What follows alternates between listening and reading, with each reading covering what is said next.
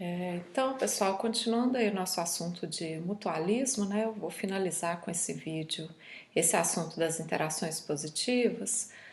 Nos últimos vídeos, né, nas últimas aulas, eu passei a parte bem geral, principalmente aí sobre essas interações positivas e depois com foco, né, bastante aí na polinização, né, principalmente nessa parte aí da polinização por abelhas. Então agora eu continuo, né, nessa parte dessas interações positivas que são mutualísticas, mas agora eu gostaria de falar um pouquinho para vocês sobre a dispersão de sementes. É como se fosse, gente, uma continuação, né, dessa ideia da polinização, que depois que a gente tem a flor e a flor polinizada, a gente tem a formação, então, né, do fruto e nesse fruto, né, ou nesse embrião, o desenvolvimento da semente. Né? E a semente é esse novo propágulo, né, o diásporo aí, que dá origem, né, dependendo das condições, aí é um novo indivíduo. E vocês vão ver que isso é uma interação trófica, né, uma interação alimentar, porque diversos desses organismos, o que eles fazem é se alimentar. Deixa eu só colocar o apontador aqui. O que eles fazem é se alimentar então desses frutos, né? E muitas vezes as sementes são preservadas. E aí, quando essas sementes são depositadas ou pelas fezes desses animais, ou simplesmente quando elas são enterradas e esquecidas, né? Quando elas são dispersas, aí a gente tem a formação de novos indivíduos. Então, também é uma parte importantíssima, né? Dentro da ecologia e principalmente quando a gente pensa naquelas funções ecossistêmicas, igual eu já conversei com vocês. Então, a polinização, né, como a gente viu na última aula, ela envolve a dispersão do pólen. Então, estou representando algumas abelhas aqui, ó, que carregam, né, o pólen entre indivíduos dessas plantas. E na sequência, a gente tem então a formação dos frutos, né? Então, aqui só por a representação, vocês estão vendo uma árvorezinha aqui que ainda tem flor, né, mas já tem a produção dos frutos. E aí a gente entra com o segundo grupo completamente diferente, né, de animais aí, uma série de adaptações para garantir essa dispersão então das sementes. Tá? Então, normalmente a gente vai ver a presença de animais maiores, como vocês estão vendo aqui. Esses animais maiores, gente, eles garantem muitas vezes essa dispersão a longas distâncias, né? Porque quando a semente ela cai exatamente debaixo da planta parental, né, da planta mãe, isso não é tão interessante, né? Aqui ela vai encontrar um ambiente altamente competitivo, né, para o desenvolvimento das sementes. Muitas vezes as sementes vão ser infectadas por patógenos, vão ser descobertas por predadores, né? Então, interessante é carrear para longe da planta mãe. Então aqui a gente tem diversos animais envolvidos, né, nesse processo. Aqui na região tropical, importantíssimo o papel dos primatas, né, das aves, mas agora mais recentemente a gente tem visto o papel inclusive de outros animais, como é o caso das antas, dos jabutis aí, para fazer então a dispersão, especialmente na Mata Atlântica, tá? Então é isso que a gente vai estar falando aqui nessa aula de hoje. Então, depois da polinização, gente, fecundação, né? Então, a gente tem o grão de pólen lá que cai na antera, né? Transferido de outra flor, que cai no estigma, desculpa. Forma o tubo polínico, né? Então, a gente tem o óvulo fecundado e aí a gente tem o desenvolvimento, então, desse fruto, né? Abrigando aí a semente. Então, a gente fala que as flores, elas sofrem transformações que são extraordinárias, né? É difícil reconhecer qualquer coisa da flor, né? Em relação quando a gente olha o fruto, da estrutura floral, gente, basicamente vai sobrar o pedúnculo, né, que é isso aqui, e o ovário. Então, pétalas, né, as estruturas reprodutivas aí são todas perdidas. E o ovário, né, depois da fecundação, vai sofrer uma série de modificações para se tornar o fruto, e os óvulos aí vão se tornar, então, essas sementes, tá? Por que dispersar, né? Então, assim como a gente viu na polinização, a gente tem também várias maneiras de dispersão, não necessariamente envolvem os animais sempre, né? Mas a gente sabe que na ecologia, quando a gente tem esse envolvimento dos animais, né, nesse processo de dispersão, muitas vezes isso é mais eficiente. Então, dispersar, gente, nada mais é do que transportar essas sementes, né, e permitir a sua distribuição.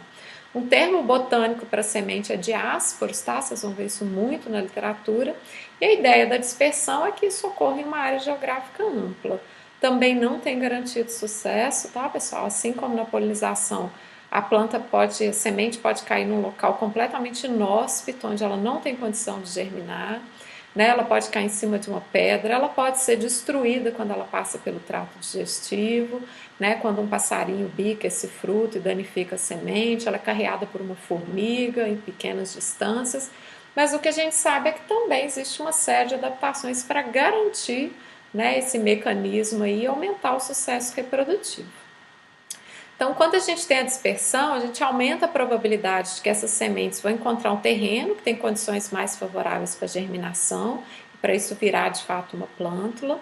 Com isso, a gente tem uma redução, né, gente, do risco aí de competição por água, né, por luz, nutrientes, espaço aí. Isso normalmente acontece quando essas plântulas estão bem agrupadas, né, principalmente aquelas que estão muito próximas aí da planta mãe.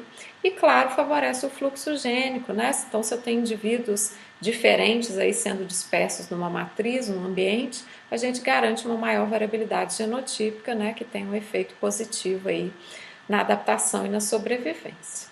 Então é como se a gente estivesse trabalhando como que a madeira, né, de certa forma aí, como é que ela se move, tá? Então, tô tentando tirar aqui para não tampar os slides de vocês, gente. Mas olha só, esse aqui é um trabalho de 2007, antigo, foi revisitado recentemente, mas a ideia é que a gente tem, né, inicialmente a dispersão do pólen e depois a dispersão das sementes. Quando essas sementes são transportadas por organismos menores, muitas vezes a gente vai ver que elas vão percorrer uma distância pequena, tá, em relação então à planta mãe, né, ou planta parental. Para alguns outros organismos, a gente vê que as sementes conseguem então percorrer, né, uma distância maior, especialmente quanto maior a área de vida desses organismos, né? Então, estudar isso aí é bastante interessante e esse trabalho mostra exatamente isso, como é que a gente tem a distribuição, né, dessas plantas, por isso que chama como é que a madeira se move ao longo aí dessa paisagem. Isso é importantíssimo, gente, para a gente pensar em termos, né, primeiro de paisagens, em termos de metapopulação, que vocês já viram nessa disciplina. Então, eu tenho uma determinada população parental aqui, a gente tem manchas que podem ser ocupadas, né, por indivíduos aí que têm esse genótipo, né, aqui da planta parental, mas a gente tem manchas muitas vezes desocupadas, né, então esses movimentos de dispersão que estão representados aqui pelas setas, são importantíssimos para que a gente possa ter a chance de ocupação dessas manchas, né? Então a gente está falando de espécies de plantas aí, mas que normalmente tem espécies animais associadas também, né? Lembrando que as plantas fornecem aí grandes recursos, tá? Então tem alguns trabalhos mostrando a importância disso na paisagem. Eu tentei trazer uns mais diferentes aqui, né? Um pouco mais recentes. Esse aqui é um trabalho do Falcon de 2018, feito lá nas Ilhas Seychelles. Trabalho bem legal, gente, que eles mostraram que nessa planta aqui, onde tem uma variação de cor, né, nos frutos, onde os vermelhos representam os maduros e os verdes, né, representam, a cor verde representa os frutos que ainda não amadureceram, eles têm uma certa sincronia, tá? Eles estão presentes, né, a planta produz frutos o tempo todo, e eles descobriram, né, que esses grandes jabutis terrestres aqui, o que eles fazem, eles têm uma preferência grande só pelos frutos maduros, né, que são aqueles, então, em que a semente, né, já está protegida e desenvolvida, e eles têm uma grande área de vida, tá? Eles mapearam alguns desses indivíduos e apesar de terem um deslocamento muito lento, eles andam muito antes de defecar. Então eles ingerem os frutos, a semente normalmente está protegida por uma estrutura mais enrijecida e vários desses que eles mapearam caminham até 15 quilômetros, desculpa, numa área de 500 quilômetros que eles mapearam, tá?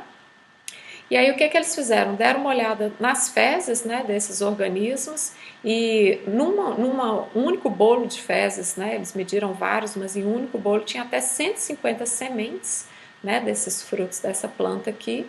E aí eles começaram a ver então a germinação, né, desses frutos aí, dessas sementes a partir das fezes, que é, né, um recurso aí também altamente nutritivo.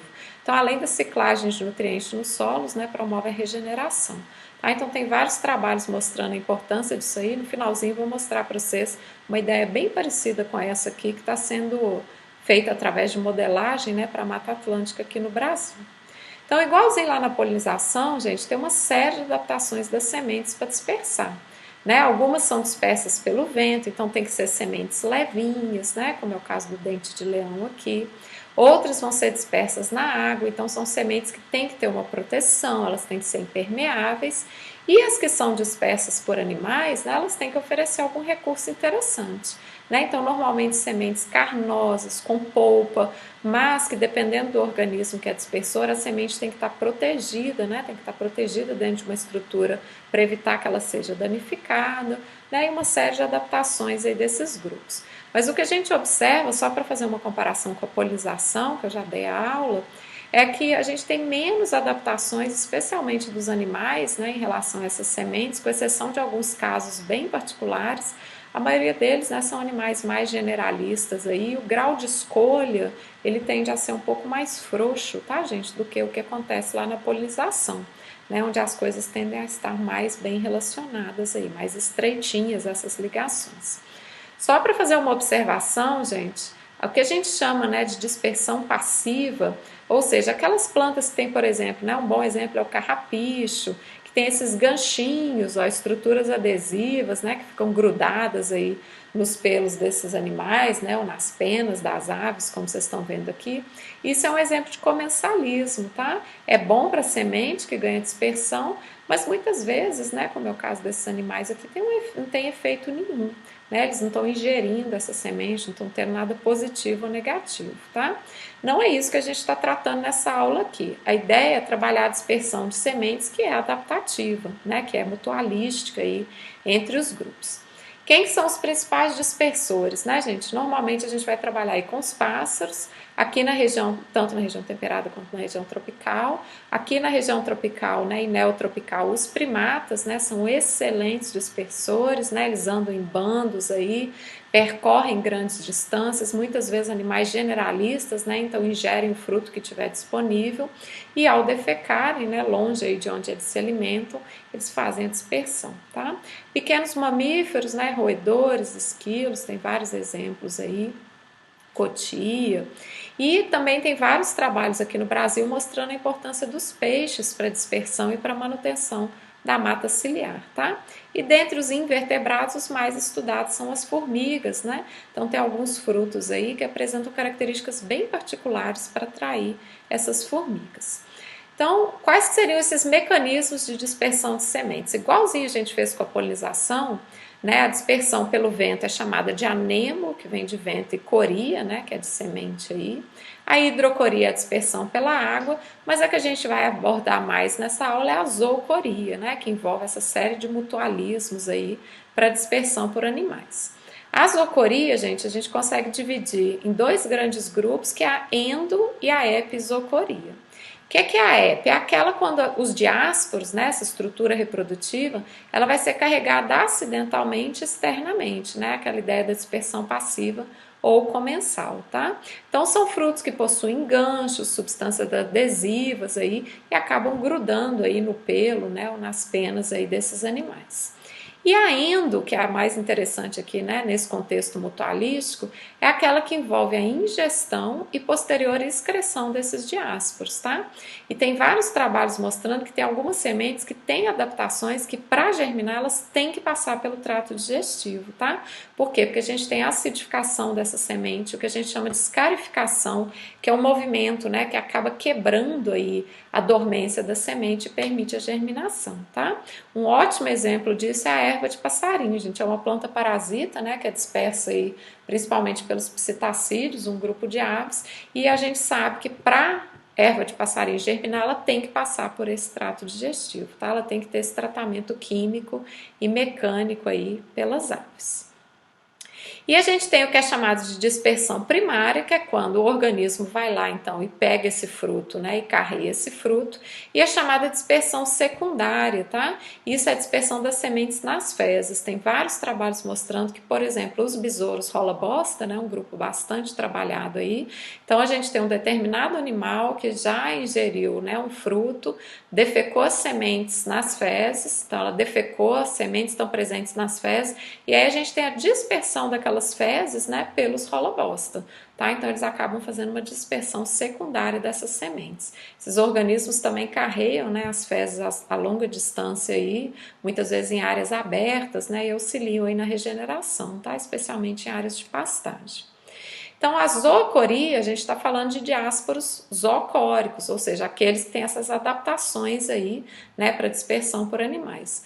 No caso da epizocoria, que vocês estão vendo o carrapicho, né, presente aí no pelo de algum animal, então principalmente ganchos, né, esses ganchos adesivos, uma colinha aí que permite que isso fique grudado ao pelo do animal.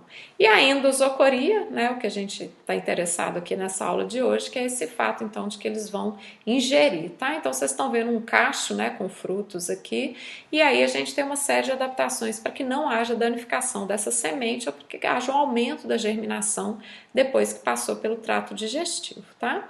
E aqui só para dar um exemplo para vocês de dispersão por invertebrados, gente, as formigas, tá? Tem algumas espécies de plantas aí que têm adaptações bem específicas para as formigas. Tem uma estrutura que chama elaiosomo, tá? Uma estrutura mais lipídica. E as formigas são atraídas por isso, então normalmente elas ingerem só o elaiosomo e várias, né, dessas formigas carregam essas sementes para o ninho, ingerem só o elaiosomo e aí a gente tem a germinação, né, próxima aos ninhos ali. E no caso dos rola-bosta, né, esses trabalhos têm sido avaliados em termos de redes, tá, gente? Que é isso que eu estou mostrando aqui.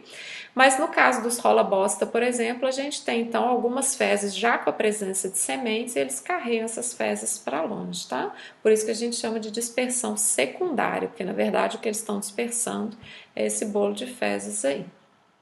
E aqui só alguns exemplos, isso aqui é o Tiago, aluno de doutorado aqui na ecologia, que ele trabalha com uma planta que tem essas adaptações específicas para a formiga, tá? Que é Mabea fistulífera, então aqui vocês estão vendo os frutos, a semente lá dentro, tá?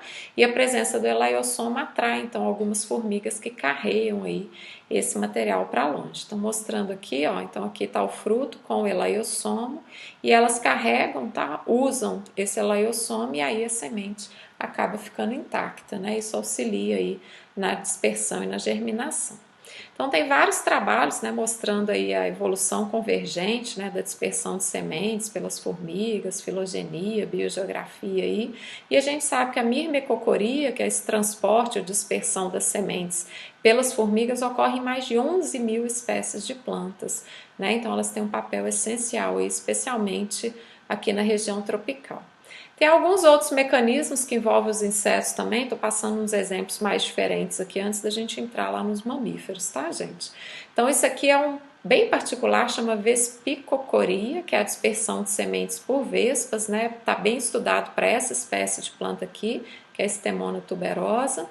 Então, vocês vão ver que o que as vespas fazem, ó, também tem aquela estrutura, né, que a gente chama de elaiosomo, que é algo bem parecido com a estrutura das formigas. Então a vespa, ela retira essas sementes dos frutos, carrega a mais de 100 metros de distância, tá, gente? O que é bastante, né, para um invertebrado pequeno aí.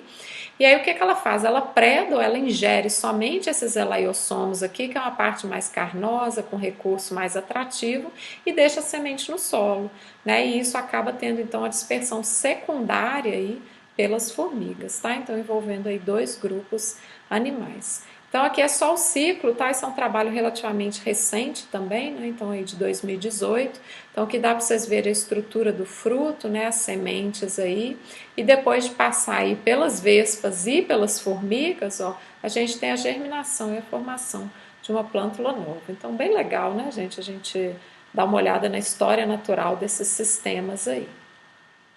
E um último aqui, né, a ideia dos rola-bosta, esse trabalho aqui é bem legal, eu coloquei um vídeo, não sei se eu vou conseguir mostrar para vocês, gente, mas se não, eu disponibilizo ele depois. Isso foi um trabalho também que mostrou, né, de forma bem experimental, que uma determinada espécie de planta que tem a semente bem dura, assim, bem protegida, mas que lembra muito fezes de antílopes, acabam tendo um aumento na sua dispersão secundária por conta dos rola-bosta, tá?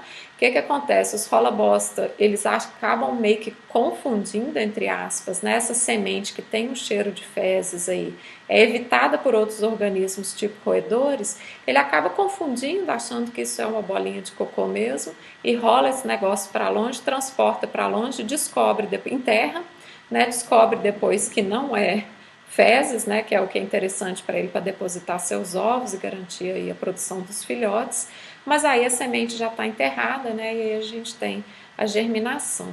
Eu coloquei o vídeo aqui, mas eu não sei se eu vou conseguir. Vai passar, depois eu explico para vocês. Dung beetles love dung. They eat it, they roll it around, they lay their eggs in it. And one plant has found a way to take advantage of the beetle's strange obsession with dung. This is Ceratocarium, a grass-like plant native to the southwestern tip of South Africa. This is what its seeds look like. And this is what a piece of antelope dung looks like. Suspicious. People used to think that maybe Ceratocarium spreads its seeds by having small mammals take them away and bury them to eat later. So, University of Cape Town researchers set up cameras to see whether local mammals were even tempted by the strange-looking seeds. When the researchers remove the tough outer shell, this striped field mouse finds the seeds delicious. But with the shell still on, it's just not interested. Someone else, however, is very interested. The dung beetle is fooled, not just by the seed's size and shape, but by its distinctly dungy smell. This is great for the plant, whose seeds are now dispersed and safely buried away. It's not so great for the beetles, who presumably only realise their mistake when they try to chomp down on some delicious dung and can't get past the hard shell. There are plenty of plants that use deception. Então, gente, só explicar rapidinho aqui, porque não apareceu a tradução do vídeo, mas depois eu coloco o link para vocês. Então, o que eles mostram lá é que as sementes, né, elas não são tão atrativas assim, por exemplo, para os roedores, né, elas têm um cheiro ruim, elas são muito duras, mas quando eles tiraram a casca, na verdade, acabou ficando atrativo, né, para os roedores, alguns deles usaram, mas descobriram, não sei se vocês perceberam, tinha como se fosse uma cordinha verde, né, amarrada lá nas sementes. Eles fizeram aquilo para saber o quanto, né, quão distante elas poderiam ir, então é uma forma de marcar, né, e acompanhando a que distância que essas sementes foram carreadas, depois medindo aquele barbante. E aí viram que os besouros rola bosta, né, eles meio que confundem, aquilo ali parece cocô de antílope por causa do formato, do cheiro. Eles carregam para longe, né, eles mediram essa distância. Aquilo ali é um vídeo associado ao artigo, tá, gente? É um artigo publicado. E aí eles viram, né, que eles carregam interno e descobrem depois que não conseguem usar o recurso, porque é muito duro. Só que aí a semente já está enterrada e a gente tem a germinação. Né? Então, só para mostrar para vocês alguns exemplos mais diferentes aí dessas adaptações para dispersão. E voltando aqui, gente, para o slide, igualzinho a gente viu lá na parte de polinização, aquele mesmo trabalho lá da década de 70, né, também avaliou o que a gente chama de síndrome de dispersão. O que seria isso? Né? Um conjunto de características dos frutos, como a cor, a forma, a textura, como que ele abre a semente, né? Como é que ele se expõe aí, que atraem tipos específicos de dispersores, tá?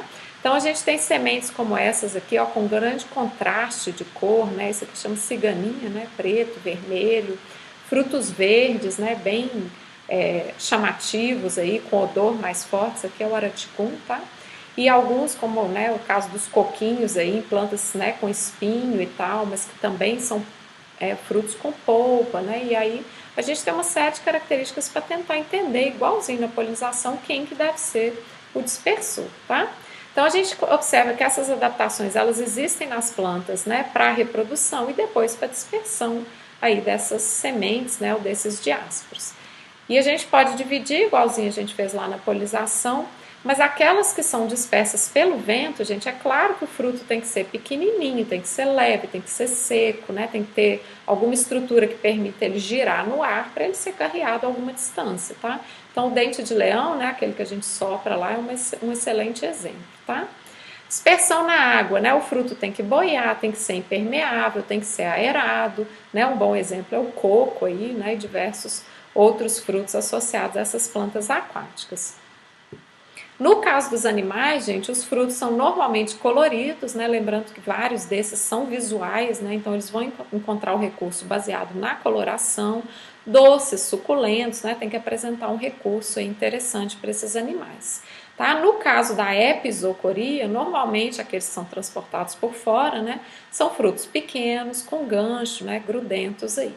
E a deiscência, gente, é um termo botânico também para mostrar, né, que alguns frutos que são secos e de parede dura, eles podem ser dispersos a grandes distâncias porque simplesmente por gravidade, tá? Quando esses frutos abrem, é meio que uma explosão, assim, não sei se vocês já viram, tipo umas vagens que desenrolam, assim, e acaba que isso permite, então, que o fruto seja carreado a uma distância mais longa, tá?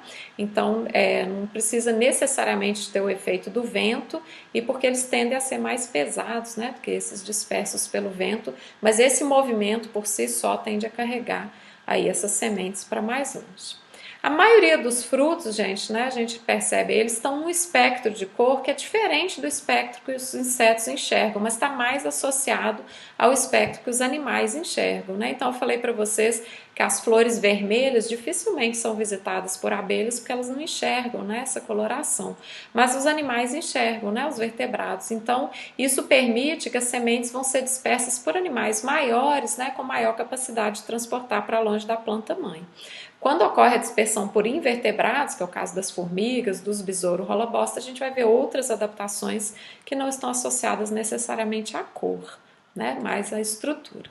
Então, os animais, o que eles vão fazer? Eles vão ingerir o fruto, digerir a parte carnosa e as sementes normalmente ficam protegidas. Para quem nunca viu o cocô de anta, tem um tanto aqui, eu falo que hoje é um grande elogio, né, ser chamado de anta, porque é um animal, gente, essencial, né, bastante generalista e herbívoro, frugívoro, e tem trabalhos, vou mostrar daqui um pouquinho para vocês, mostrando a importância desses animais para a regeneração da floresta amazônica, tá? Então, vários exemplos aí de fezes que são depositadas de sementes, desculpa, que são depositadas nas fezes desses grandes animais. Vários desses frutos, gente, têm substâncias laxantes, isso vai favorecer a defecação, né? Mas muitas vezes esse animal caminha aí metros, centenas de metros, até quilômetros antes de defecar, né? E com isso a gente garante aí que a semente vai atingir um local mais distante. Então, normalmente esse ato de defecar é distante do local onde ele ingere os frutos, né? E isso garante então a dispersão para uma área geográfica mais ampla. Tem vários trabalhos mostrando a importância dos tucanos, né? Também são animais bem generalistas, aí se alimentam de uma grande quantidade de frutos, são responsáveis pela dispersão, né, das sementes de diversas plantas na Mata Atlântica, no Pantanal, no Cerrado, tá, gente? E por que dispersar é tão interessante, né? Vai ter grandes consequências sobre as comunidades terrestres, né? Como é que a gente enxerga aí essas comunidades. Tem alguns trabalhos mostrando que nas florestas tropicais, gente, entre metade e quase todas as espécies têm dispersão por animais, tá? Algum animal em algum momento aí, né? Então a zoocoria é muito importante. Tem um trabalho lindo mostrando a importância dos tucanos, tá, gente? Lá no Pantanal. Ele é o principal dispersor das sementes do manduvi do Pantanal, que é essa Sperculea pétala. Mas é meio que como se fosse um grande quebra-cabeça entender essas interações. O tucano dispersa as sementes do manduvi, o manduvi regenera e as plantas mais velhas, né, mais altas, mais antigas, elas costumam ter um oco, um buraco nos seus troncos, que é onde a arara azul, né, que está em risco iminente de extinção, é lá que ela deposita seus ovos, né? Só que os tucanos também são bons predadores de ovos da arara azul. Então manter o tucano é excelente porque ele garante a dispersão do manduvi e permite então que a gente tenha, né, plantas adultas que vão ter esses ocos nos troncos que permitem a nidificação da arara, mas ao mesmo tempo o tucano também preda os ovos dessas araras, né? Então tem uns trabalhos mostrando que às vezes é um quebra-cabeça, né, fazer manejo aí dessas populações, porque, por exemplo, se a população dos tucanos for reduzida, a gente tem uma diminuição na predação dos ovos de uma espécie, né, ameaçada, mas ao mesmo tempo a gente tem a perda de um serviço ecossistêmico que é a dispersão, né? Então a gente precisa fazer manejo e pensar como trabalhar, né, com essas interações. Tem várias hipóteses, gente, desde a década de 70 para explicar a importância, né, da dispersão. A primeira é aquela ideia que diminui a competição com a própria planta-mãe. Se a gente tem uma chuva de semente bem debaixo da planta-mãe, né, a gente vai ter competição com a própria planta-mãe por recursos, né, como água, espaço, nutrientes que estão no solo, e isso não é interessante de jeito nenhum. E aí vieram as propostas, né, de que é mais interessante colonizar ambientes diferentes, aí mais distantes da planta-mãe, e garantir a sobrevivência, e isso foi colocado dentro de um modelo, tá, gente, que a gente chama do modelo do Jansen. Esse é um grande pesquisador, trabalhou aqui nos trópicos por muito tempo, tá? E aí o que o Jansen, Daniel Jansen, né, o que ele propõe? Que tem uma sobrevivência diferencial com a distância, tá? A distância do quê? da planta-mãe. Então ele propôs isso num modelo, né? Isso foi feito por dois pesquisadores ao mesmo tempo, o Jansen e o Connell, né? Isso aqui é o início da ecologia, pessoal, lá na década de 70, mas eles quiseram mostrar por que é importante dispersar. E para vocês terem ideia, gente, tantos anos depois, né? Mais de 40 anos depois, a gente continua aí testando esse modelo, né? Quase 50 anos aí depois. Então, o que eles propuseram? Vamos supor que isso aqui seja a planta-mãe, tá? Então, distância zero aqui é que está exatamente lá debaixo da planta-mãe. O número de sementes que cai debaixo, ou uma pequena distância da planta-mãe, ele é muito alto, né? Vocês estão vendo no alto da curva aqui. À medida que a gente vai afastando, ó, da planta-mãe, eu tenho uma redução no número de sementes, né? Nem todo mundo vai chegar lá longe. Só que olha só o que acontece com a probabilidade de sobrevivência dessa semente. À medida que eu afasto da planta-mãe, eu tenho um aumento da probabilidade de sobrevivência. Então a gente tem menos semente mais longe, mas elas sobrevivem mais. Quando eu cruzo essas duas curvas aqui, a gente tem o que a gente chama de curva de recrutamento. O que significa isso? Uma distância ótima da planta-mãe, onde eu tenho a maior sobrevivência possível para aquele número reduzido de sementes, tá? Então ele fez esse modelo teórico, a gente começou a testar bastante isso aí na ecologia, e hoje a gente consegue fazer manejo, a gente sabe, por exemplo, a que distância determinadas espécies precisam se dispersar, né? Precisam carrear suas sementes, de maneira a gente garantir alguma sobrevivência, tá? E com isso eu posso pensar, por exemplo, qual tipo de dispersor que tem que ser mantido, né? É aquele que dispersa semente por longas distâncias, por distâncias mais curtas, é aquele que danifica a semente, é aquele que não danifica, que se distribui um determinado tamanho de sementes, a gente consegue fazer manejo aí dessas interações a partir desse modelo aí, né, que é um modelo bem simples, mas que é bastante aplicável, tá? E só para finalizar, gente, isso aqui é um trabalho bem recente também do Lucas Paulucci, é um colaborador nosso aqui da UFMG, hoje ele é professor da UFV, da Universidade Federal de Viçosa, mas ele publicou recentemente um trabalho bem legal, que teve uma divulgação científica bem interessante aí, sobre as antas, né, até teve um trabalho até mais político aí, em relação a isso, porque, de novo, hoje a gente brinca, né, que ser chamado de anta é um grande elogio. Ele descobriu, né, que essas antas aí facilitam a dispersão de sementes, olha só, em áreas degradadas da floresta amazônica, tá? Então, o que eles viram, né? Trabalharam, fizeram uma série de experimentos aí em plotes, né, em locais aí que eram queimados e locais degradados na transição entre o Cerrado e a Amazônia, e perceberam que, apesar de ter a dispersão, né, por diversas espécies aí de algumas das plantas, o que as antas faziam, elas atravessavam áreas mais degradadas, mais abertas, com pastagem, com plantação, que outros organismos dispersores não fazem, como é o caso dos macacos. Então os primatas são excelentes dispersores, mas eles não atravessam essas áreas abertas. E as antas, ao ingerirem os frutos e atravessar essas áreas abertas, permitiu o fluxo então de espécies de plantas entre florestas degradadas e fragmentadas, permitindo então uma recuperação, né? Então esse trabalho bem legal mostrando a importância disso aí. E hoje, né, voltando para os grandes mamíferos aqui, né, a gente também tem exemplos com répteis, né, gente, trabalhando então nesse serviço ecossistêmico da dispersão.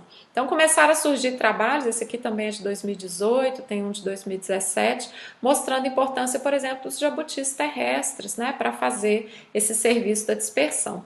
Então eles têm várias características funcionais aí, alguns deles herbívoros, né, alguns frugívoros e que coletam de fato os frutos nas árvores, né, até uma determinada altura, alguns detritívoros, né, funcionando aí na ciclagem de nutrientes, na dispersão de sementes, e aí começou-se a pensar, olha só, a gente está perdendo esses grandes organismos da fauna, né, então antas, esses primatas maiores, né, grandes organismos aí, a gente sabe que, né, são os primeiros a sofrerem esses riscos de extinção, né, o tamanho corporal está muito associado a isso.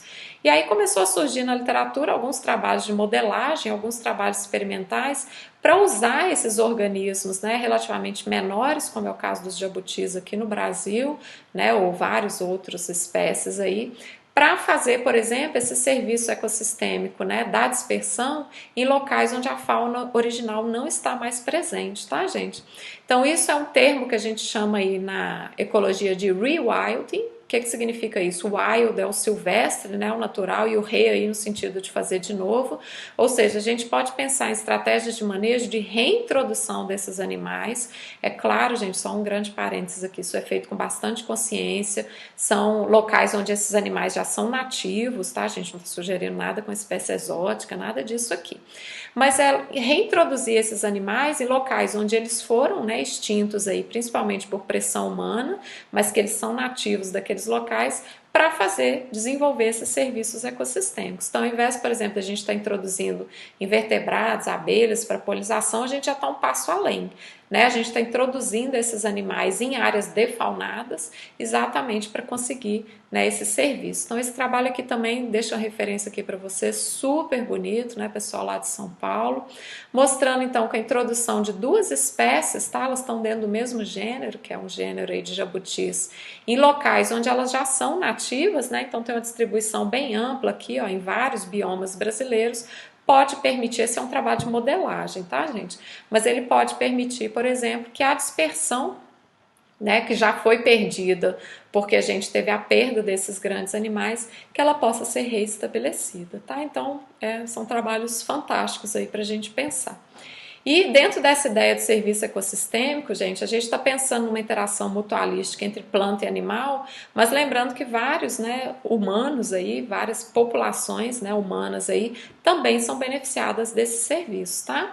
Então isso aqui é só um trabalho mostrando, é uma espécie, né, de ave bem comum aqui, mas que escolhe, né, entre 3 plantas hospedeiras aí. Então a gente tem 3 plantas que produzem frutos, né, ó, de gêneros completamente diferentes e que tem disponibilidade de frutos, né?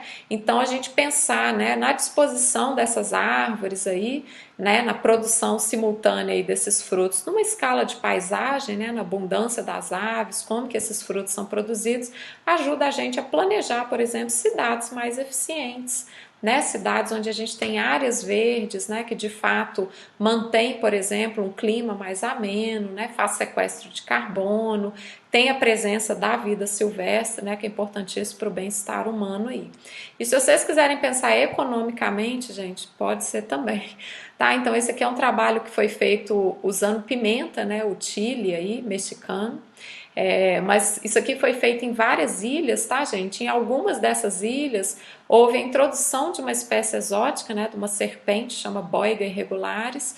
E o que aconteceu? Quando a boiga chegou, né, nessas ilhas, que é a ilha de Guam aqui, a maioria dos pássaros, né, que eram pássaros, aí, algumas espécies nativas e endêmicas, eles foram perdidos. Né? Então essas serpentes, elas são altamente predadoras, predam os ovos, né? Então tem vários trabalhos aí mostrando uma cascata de extinções quando essa espécie exótica chegou. Mas aí eles descobriram algumas outras ilhas, né? Tem 3 exemplos aqui, onde as aves ainda estão presentes.